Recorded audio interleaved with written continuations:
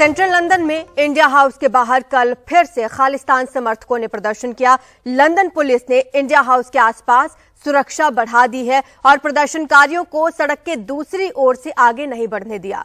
प्रदर्शन के दौरान 30 मेट्रोपॉलिटन अधिकारी भारतीय दूतावास पर तैनात रहे। साथ ही पुलिस ने बैरिकेड्स भी लगा दिए। रविवार को भी इंडिया हाउस पर खालिस्तान समर्थकों ने प्रदर्शन किया था, जिसकी तस्वीरें सामने आई थी। तिरंगे को उतारने की इन लोगों ने कोशिश की थी, जिसके बाद भारत ने कड़ी आपत्ति जताई थी। ब्रिटेन के सबसे वरिष्ठ राजनयिक को तलब किया गया था। वहीं भारत सरकार ने भी दिल्ली में ब्रिटिश हाई कमीशन के सामने लगे अतिरिक्त बैरिकेड्स कल हटा दिए, जिसके बाद ये सवाल उठा कि क्या भारत ने ब्रिटिश हाई कमीशन की सुरक्षा में कमी कर दी है। हालांकि इसके जवाब में दिल्ली पुलिस ने कोई भी टिप्पणी करने से इनकार कर दिया है।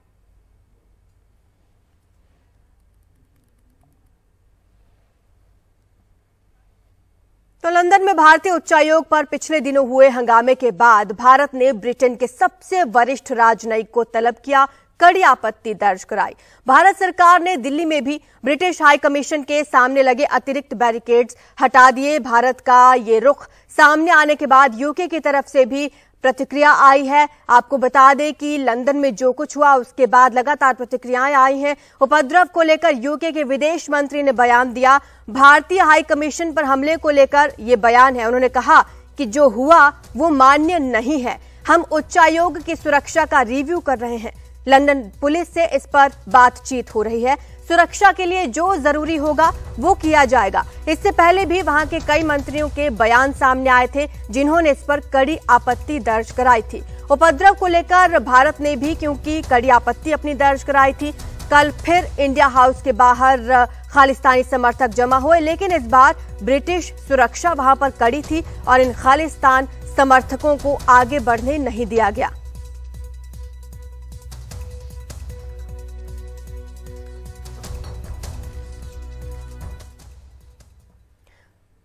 तो ज्यादा जानकारी हमारी सहयोगी कादम्बिनी हमें देंगी। कादम्बिनी, एक तो उच्चायोग के प्रवक्ता भी कोई टिप्पणी करने से बच रहे हैं, उधर दिल्ली पुलिस भी कोई टिप्पणी नहीं कर रही है, जो कल बैरिकेड्स उच्चायोग के सामने से भारत में हटाए गए हैं।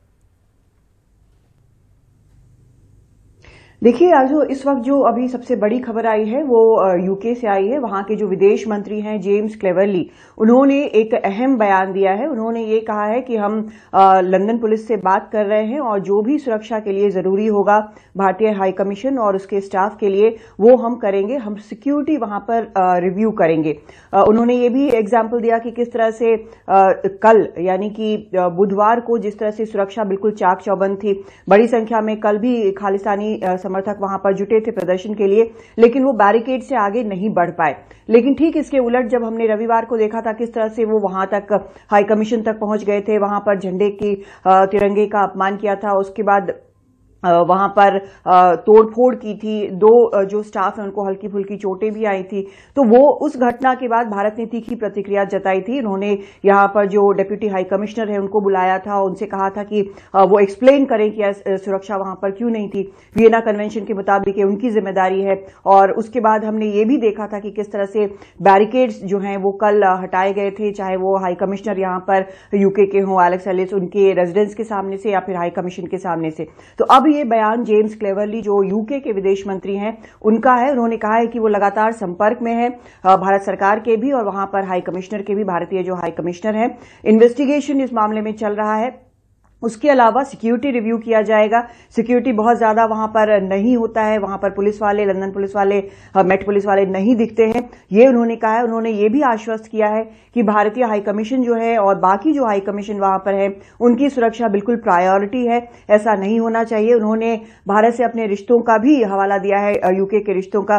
कहा है कि हमारा रिलेशनशिप जो है वो नए मार्केट्स, नए जॉब्स, इन सब की तरफ देखते हुए और भी एक शेयर्ड जो वैल्यू है, पर्सनल कनेक्शन से, ये इन सब चीजों की बात की है। तो अब वहां पर ये जरूर साफ है कि भारत ने जो संदेश दिया है, भारत ने जो तल्खी दिखाई है पूरे मामले में, उसका असर वहां पर हुआ है। और सिक्योरिटी रिव्यू करने की बात जो कि बेहद जरूरी है वहां पर लगातार पिछला इतिहास भी देखते हुए वो की जा रही है।